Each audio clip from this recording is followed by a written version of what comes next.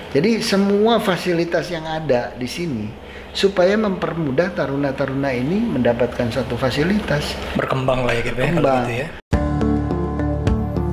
Pilotnya jangan cuma dia bisa menerbangkan.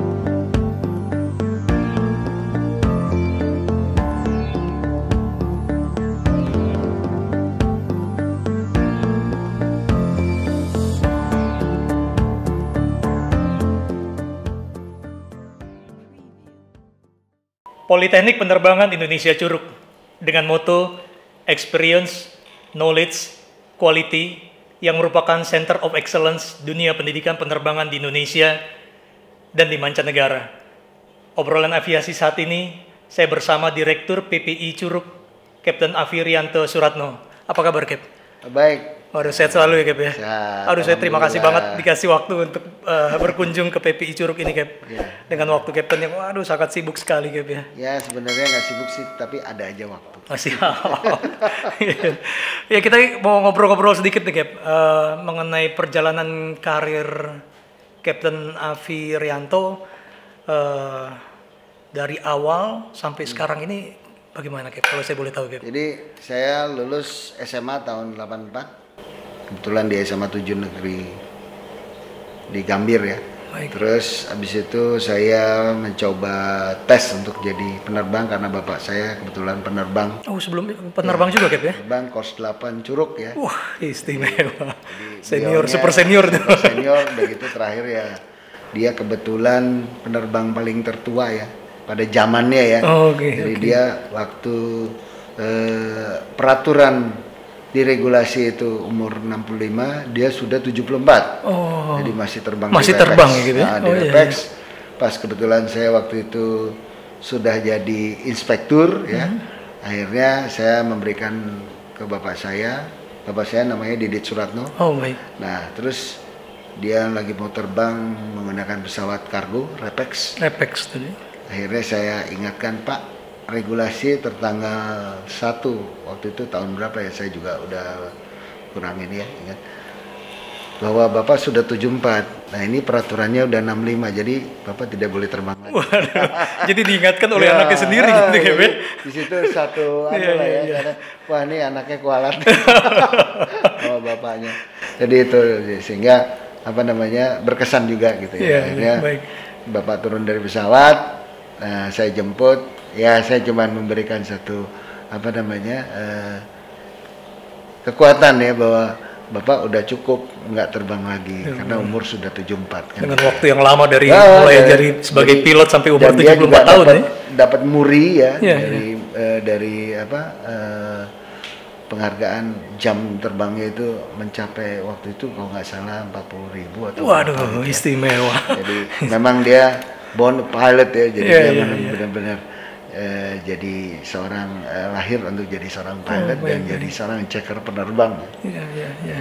Jadi itu aja. Terus saya berkarir lulus Curug itu masuk 84, masuk 85, lulus 88. Oh, 88. Di angkatan ada nama angkatannya biasanya angkatan gitu. 41, tapi 41. pada saat saya berjalan pendidikan itu saya sakit sinusitis sehingga pada saat itu saya belum menyelesaikan terbang malam. Akhirnya saya ikut lulus di angkatan 4344. 4344. Jadi kalau di dunia pendidikan atau ini istilah setback lah ya. Oh, setback. Pada Mundur saat itu, kelas gitu ya, mundur Cap ya. kelas karena saya ada silabus yang belum saya selesaikan. Oh iya, terbang Nah, malam terbang tersebut malam gitu ya. tersebut. Oke. Dan terbang malam itu tidak bisa dilakukan oleh sendiri, tapi harus grup gitu karena Betul, betul. kan harus nyalakan fasilitas lampu landasan dan lain-lain. Nah, itu mungkin Ya, mahal juga soalnya. mahal. Akhirnya saya mendingan menunda Iya. seseorang atau 2 orang atau 3 orang untuk ikut kelas berikutnya. Oh, oke. Sehingga pada saat itu saya lulus di 4344. Nah, saya juga nggak tahu bagaimana kok saya harus jadi instruktur. Oh, jadi setelah Kapten lulus langsung diangkat sebagai instruktur gitu Ya, ya? jadi Oh, instruktur. baik-baik.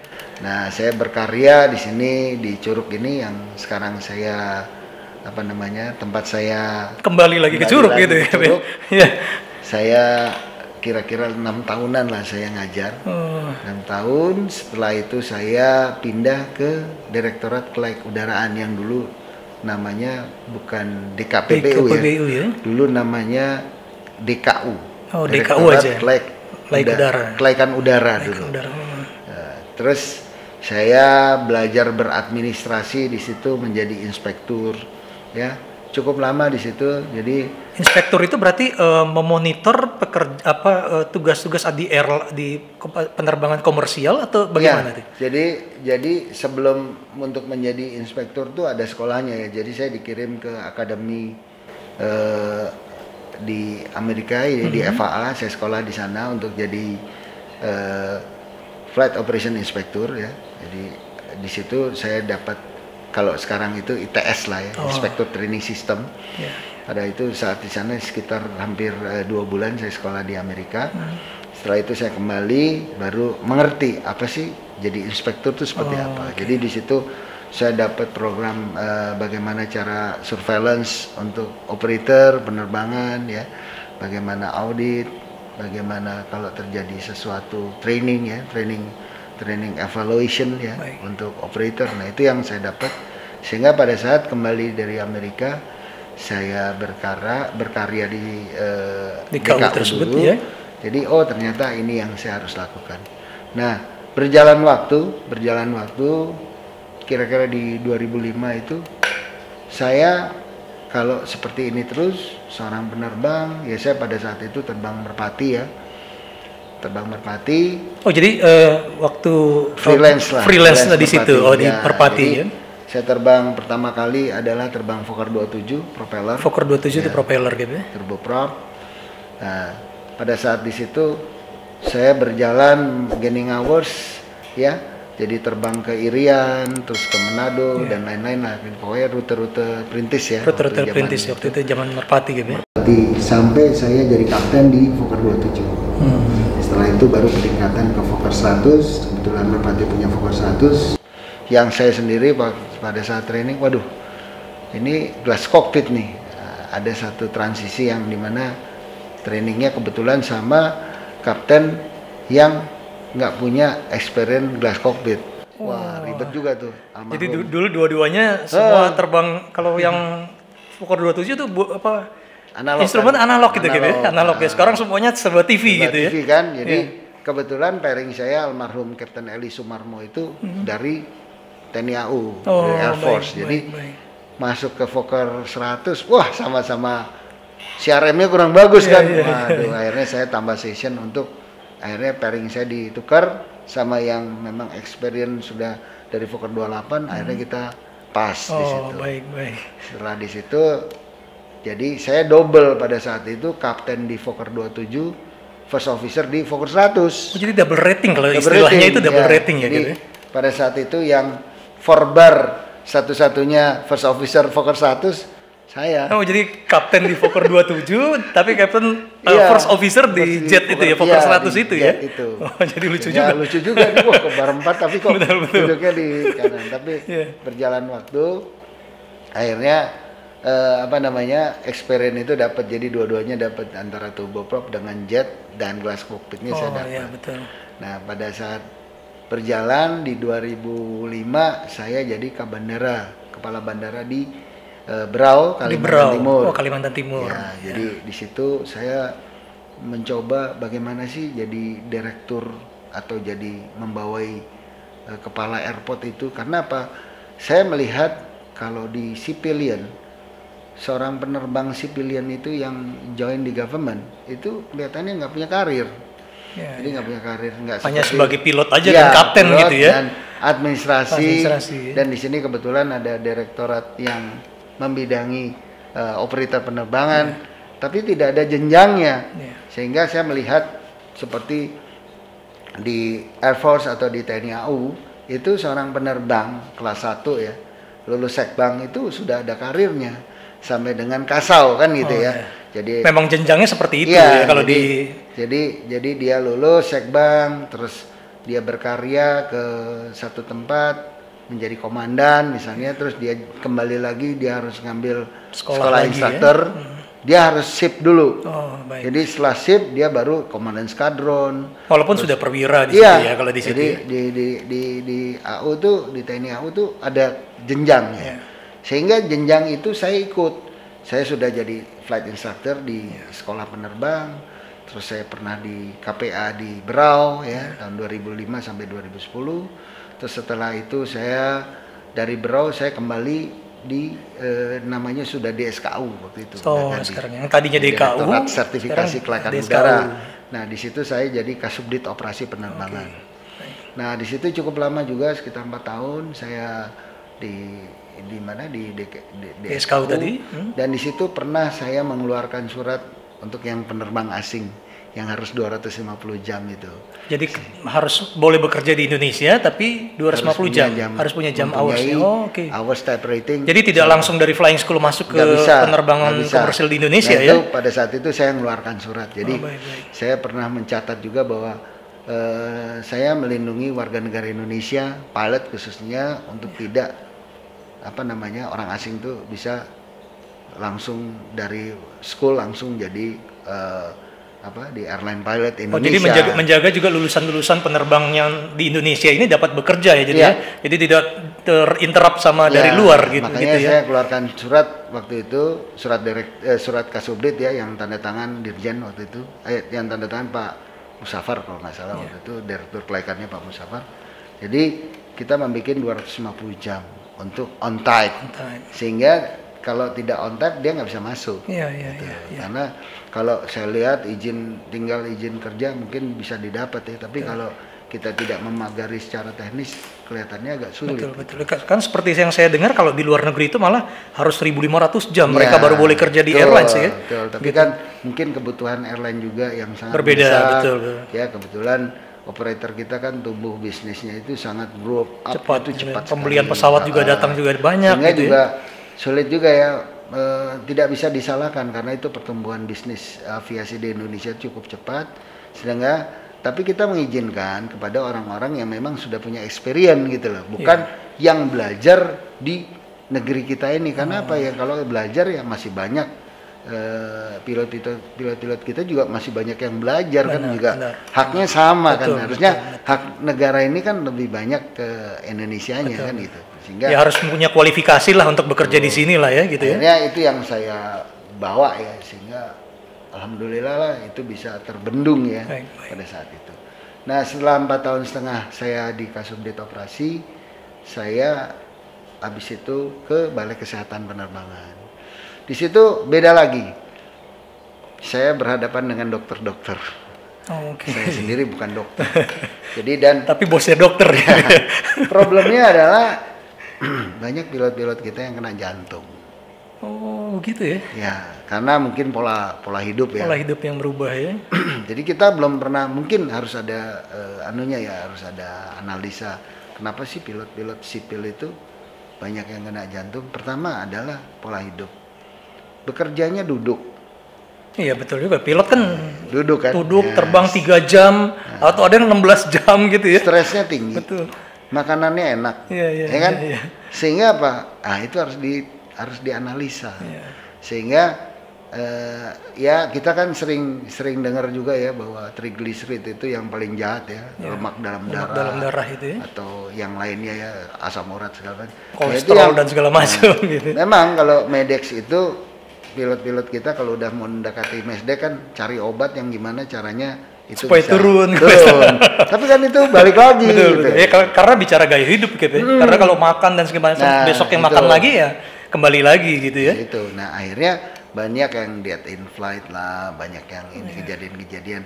Nah terus saya compare kenapa ya di military ya ada juga tapi tidak sebanyak yang di civilian. Karena di military itu kalau mau Medex kan ada jasmaninya dulu. Betul. Ada lari, ada segala macam. Sehingga mereka juga makanan juga nggak terlalu servisnya tidak ada kan. Kalau di militer kan nggak kayak kita sambil di pesawat order makanan ya rawon segala macam kan gitu bisa kuliner ya. Setiap landing di mana terus kuliner, setiap landing di mana kuliner. Karena saya pernah jadi pilot airline jadi wah enak bener ya kayak gitu ya. Jadi ya itu yang mungkin kita kembali ke teman-teman kita juga bahwa kesehatan itu sangat mahal ya. Bukan berarti kita punya asuransi itu kita aman, tapi pada saat sudden death atau serangan jantung mendadak atau segala macam itu harus kita pikirkan. Kalau pola hidup kita, ya saya juga sampai sekarang juga bertahan ya bahwa di Curug di direktur makanan banyak, tapi pertama yang saya ingat saya harus olahraga. Umur saya kebetulan umur saya tahun ini 55 ya. Waduh, sehingga umur semakin rentan ini Betul, kesehatan betul, kalau kita sendiri, pola hidup kita sendiri tidak bisa menjaga gitu ya.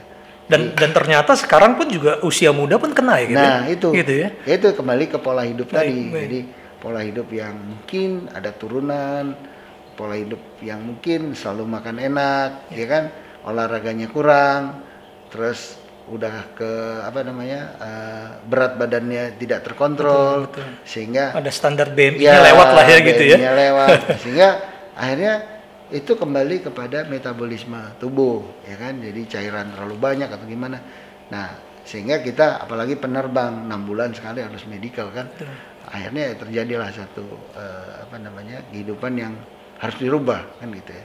Nah di situ waktu di Balai Kesehatan banyak lah yang saya dapat ya, ilmu-ilmu yang mungkin saya penerbang, saya PNS, masuk ke dalam dunia kedokteran, yang dimana saya ketemu yang buta warna, saya yang ketemu yang pendengarannya juga kurang pada saat medical. Pada saat pertama memang dia standar, tapi pada saat perjalanan karena tadi ya dipengaruhi oleh pola hidup tadi, sehingga penurunan kesehatan itu banyak sekali di situ ya, sampai dengan ke narkoba ya waktu itu. Jadi saya juga melakukan apa namanya ada tes-tesnya juga ya, tes narkoba ya, rambut segala macam. Karena pada saat waktu saya jadi Kabala itu, pada saat itu banyak anak muda yang mungkin zamannya lagi itu ya, sehingga kita banyak sidak-sidak untuk narkoba.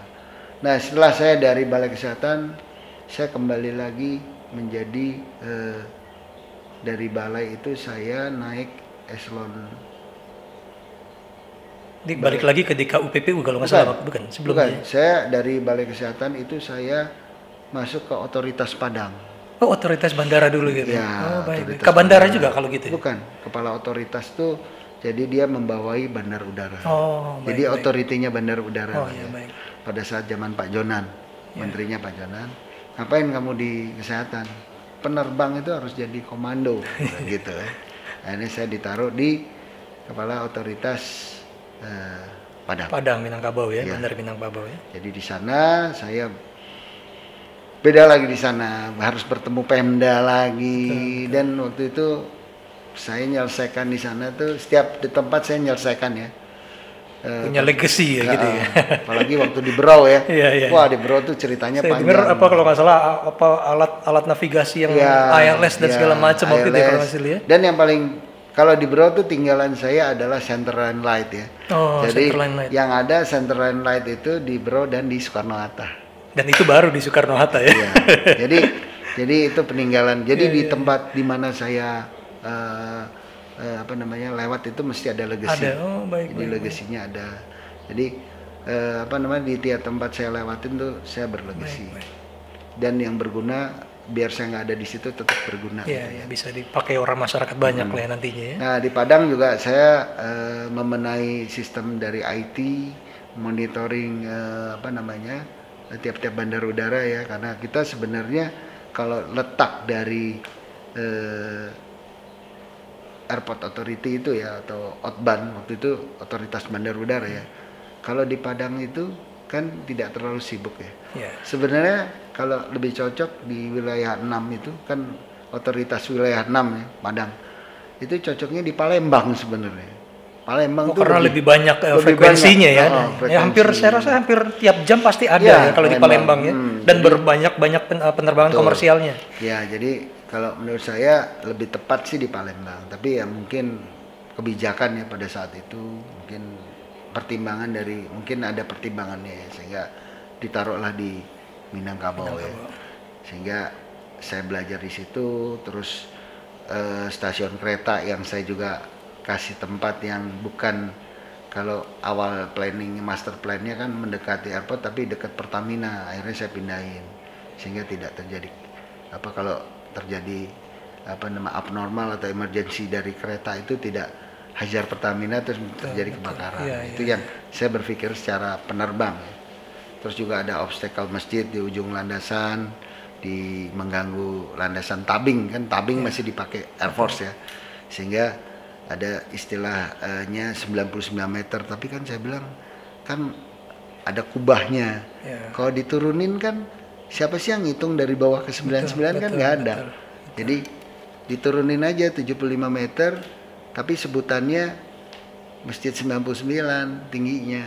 Kan nggak ada orang ngukur, siapa yang mau ngukur sampai ke atas.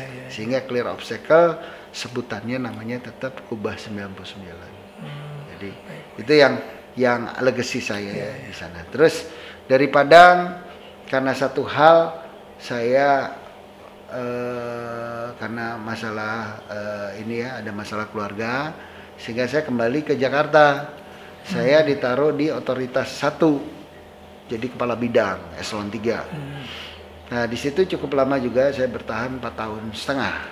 Di situ juga kembali saya membuat satu yang baru lagi, karena Soekarno-Hatta ini banyak masalah, ya khususnya trafiknya sangat padat. Gitu. Jadi pada saat ada saya di situ, helikopter kalau mau mendarat di Soekarno-Hatta kan sulit, susah, gitu. betul. Slotnya harus diatur segala macam. Akhirnya di situ marwahnya otoritas 1 tuh ada gitu ya. Terus slot lah segala macam. Jadi tiap hari itu kita punya masalah yang harus solving gitu ya. Nah, terus akhirnya ada sekarang ini terjadi akhirnya ada helipad yang di samping paramiliter itu. Pembahasan dari itu sebenarnya. Jadi saya sering dulu. Jadi khusus lah ya kalau mendarat jadi di situ. Tidak cross 2 runway, tapi dia di luar dari runway, sehingga kapan aja helikopter bisa itu masuk, nggak perlu harus slot dari traffic ini, nggak perlu diatur gitu loh, sehingga tidak mengganggu dua-duanya gitu ya. Dia helikopter bisa landing, yang ini juga balik-balik legacy loh ya. Ya itu legacy, sehingga itu. Dan saya 4,5 tahun saya pindah lagi dari otoritas ke Balai Kesehatan Penerbangan lagi. Oh, jadi dua kali saya, makanya 2 kali itu yang Maya balik lagi bergaul sama dokter lagi. Dan disitulah saya meninggalkan legacy online.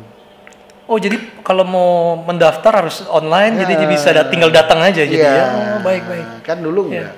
Jadi saya melihat rumah sakit itu bisa. Kan di kita tuh ada berapa pemeriksaan gitu, kalau nggak salah 6 apa berapa kalau medical itu kan ya. Sehingga kalau yang kosong kan dia bisa switch kan ya. Kayak rumah sakit kan gitu ya. Jadi nomor antriannya lah ya, kira-kira nomor antriannya. Jadi misalnya lab dulu. Nah, kalau memang ada yang dokter kosong, dia bisa lari ke dokter. Nomor sekian ke dokter. Dan itu semua bisa termonitor ya sama yang bersangkutan ya. Iya, jadi sehingga waktu medical itu relatif lebih short ya. Jadi bisa lebih selesainya lebih cepat, hasilnya juga bisa dilihat di online gitu ya. Itu legacy saya. Dan itu sebenarnya udah lama sekali untuk pengadaan online, tapi nggak jadi. Setelah saya trust segala macam, dan gedung yang baru sekarang ini itu juga saya yang trust juga, sehingga ya ada beberapa perencanaan yang memang mendukung juga. Tapi pada saat itu saya menyelesaikan sertifikat tanah. Jadi maksudnya makin luas atau perluasan gitu? Balai Kesehatan nggak punya sertifikat tanah. Dari zaman dulu. Setelah sekian lama. Nah jadi saya selesaikan dalam 3 bulan. Ada sertifikat tanah. Karena apa? Menyangkut izin. Kedokteran itu kan harus ada sertifikat. Sehingga saya bantulah, akhirnya sertifikat tanah keluar, izin praktek keluar, akhirnya legal lah semua. Baik. Terus hubungan kita sama Menteri Kesehatan juga baik. Jadi baik ya. Jadi disitulah saya merasa saya bangga, saya bisa menyelesaikan satu persatu yang dulu nggak ada jadi ada. Dan saya juga bukan berarti saya menjadi hero, enggak, tapi ini kan amanah dari negara ya. Jadi kita di bawah Kementerian Perhubungan, kalau tidak ada izinnya kan terus beroperasi kan kayaknya unlegal ya. Nah ini yang saya perhatikan, ini sangat penting karena ini kan government. Jangan sampai kita nih mentang-mentang government terus bisa segalanya, enggak. Kita harus bisa ngikutin peraturan yang sudah dibikin oleh pemerintah Indonesia, sehingga kita menjadi warga negara yang baik karena mengikuti apa yang sudah dibuat oleh kita sendiri. Jadi itu. Setelah dari kesehatan, saya pindah lagi ke jadi direktur kelaikan. Oh, Eselon 2. Di KUPPU itu ya, ya namanya ya. KUPPU, ya. Terus di situ saya berkarya 2 tahun, kebetulan ada musibah atau cobaan kita yang paling besar ya, yaitu JT610 ya. Oh iya betul.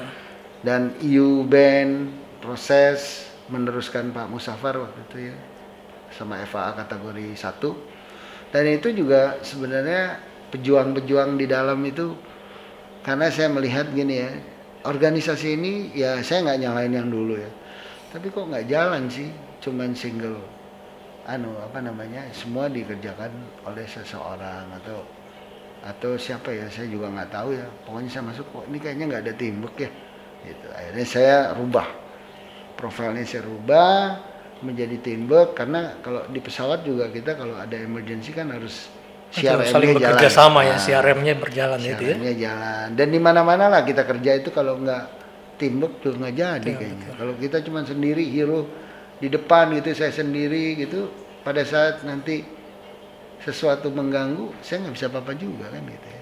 Jadi sebenarnya people power itu adalah salah satu dari budaya kita.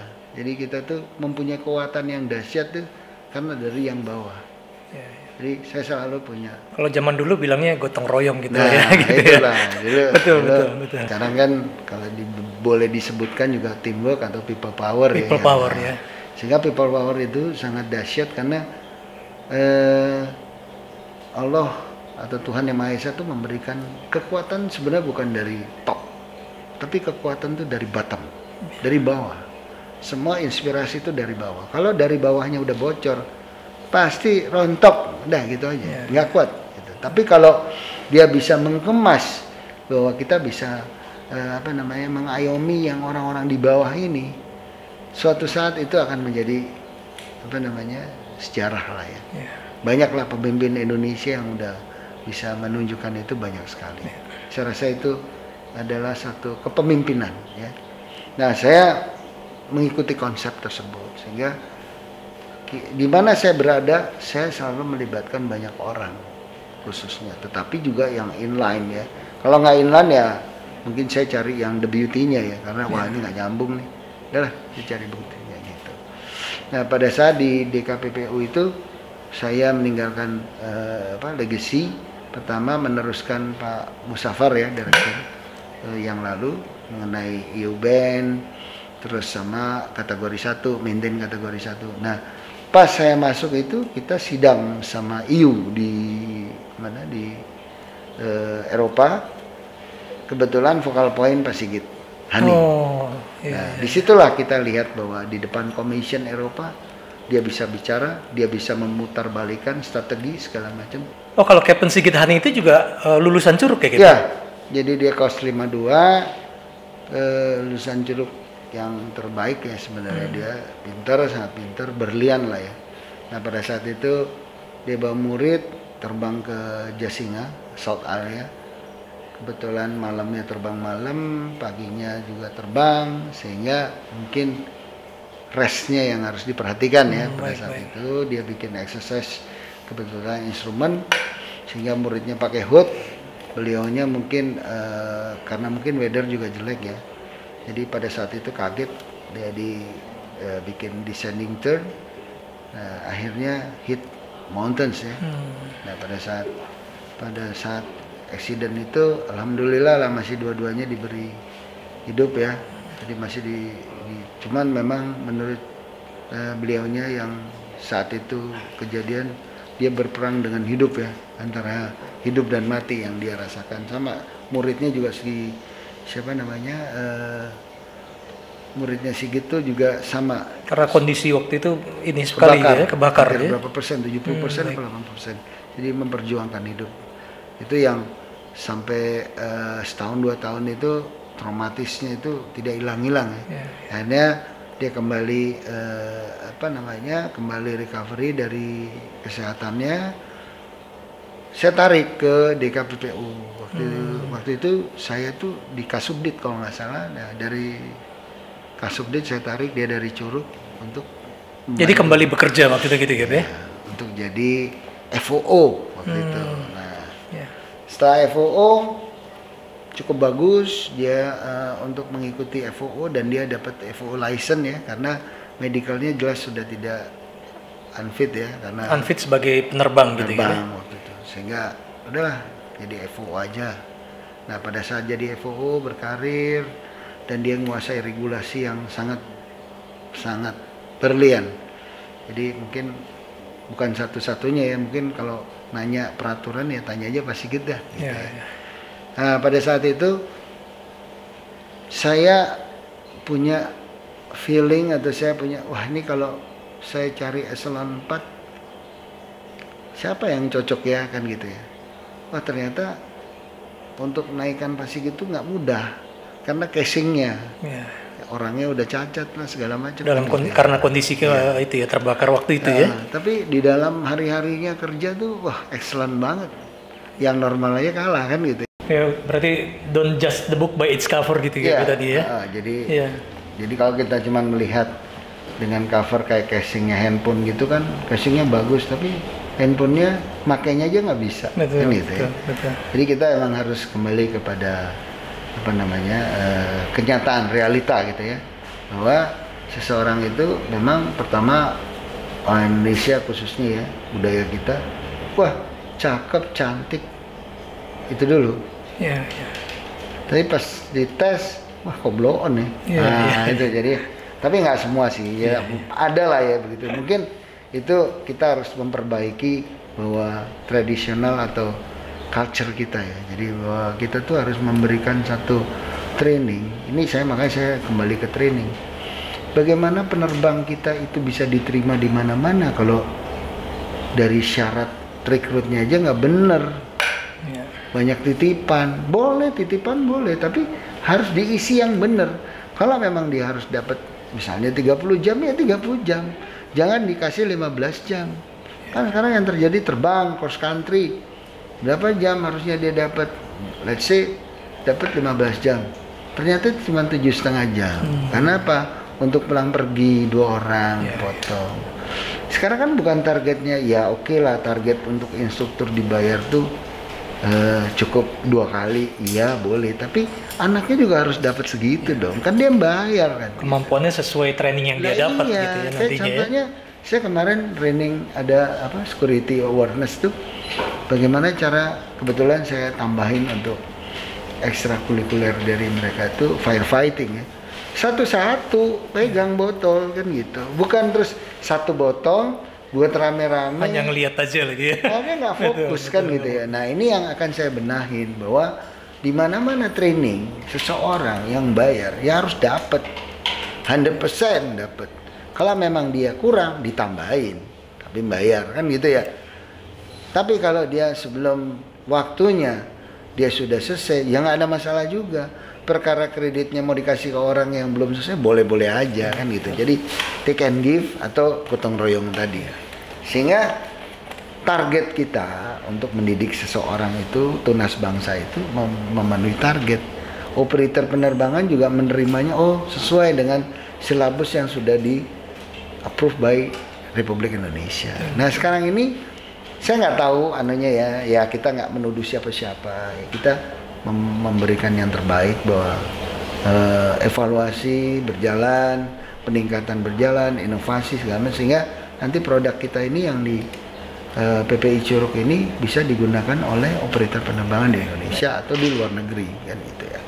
Kembali ke Pak Sigit lagi, jadi Pak Sigit itu eselon 4 saya yang bawa supaya dia jadi waktu itu kasih surveillance ya.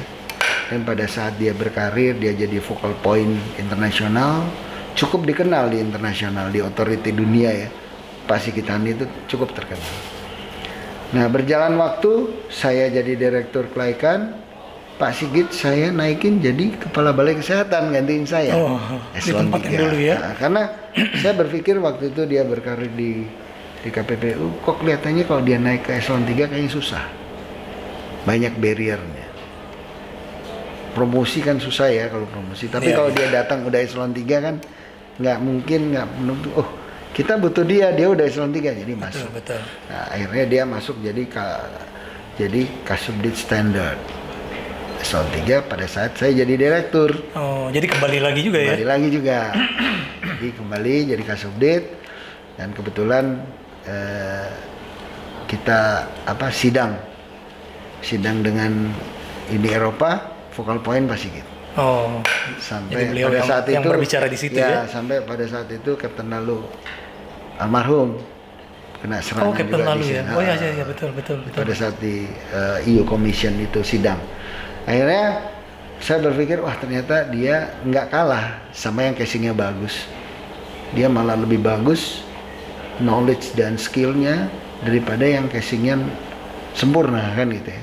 Ya ternyata yang tadi disampaikan bahwa belum tentu bahwa penampilan bagus sempurna itu bisa digunakan atau bisa full dipakai oleh seseorang atau siapapun.